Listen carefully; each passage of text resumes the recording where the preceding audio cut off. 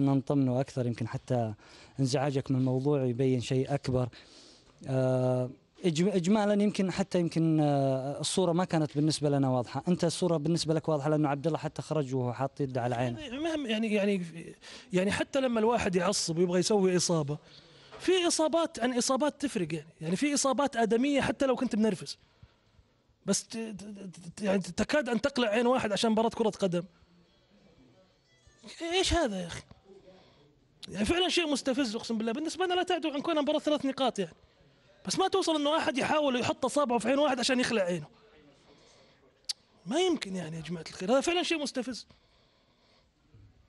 أحاول أهديك شوي وأتكلم عن المباراة بشكل أكبر حتى تجينا المعلومة، وإن شاء الله نتمنى لعبد الله الزوري يكون بصحة وسلامة حتى يا يظهر هو يظهر الطبيب ويطمن. وأقول أن هذه المباراة لعبت على جزئيات وحتى تحضير. يمكنك شفت حتى في الجانب الاتحادي كان أحمد الفريدي هو من يحمل القيادة رغم وجود الكابتن محمد نور. كان في تحضير نفسي بشكل كبير لهالمباراة. والله طبيعي إنه الكابتن أحمد الفريدي يحمل شارة القيادة، لاعب كبير جاي من نادي كبير. السنوات اللي قضاها في هل تشفع له إنه يكون قائد في أي فريق يروح له حتى لو لعب مع مباراة واحدة فقط. أتكلم عن التحضير النفسي، يعني بغض النظر عن المبرر أنه هل يستحق أحمد ولا يستحق. لا يستحق بالتأكيد يستحق، عشان كذا بس يعني مبرر النفسي نفع.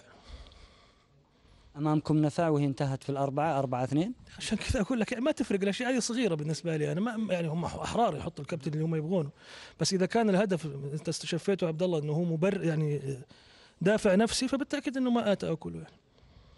في الجانب كان ياسر يقول انه احنا لا نزال موجودين حتى وان كان الفتح هو الاقرب ترشحا والنقاط بالنسبه له افضل، ولكن اردنا ان نثبت انه الهلال لا يزال موجود وينافس.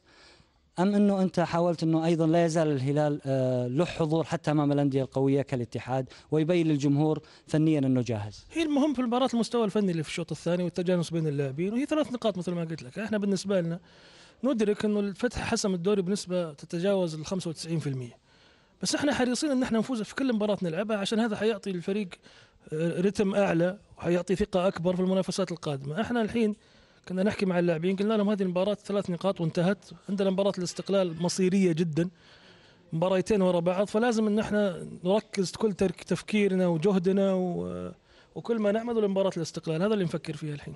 سأسألك عن موضوع وزلاتكو قدامنا الحين رايح موضوع البارح عبد العزيز الدوسري. سيتأثر اللاعب عين الزوري كيف؟ احسن الحمد لله. احسن الحمد لله. سأعود إلى سؤالي بالأمس.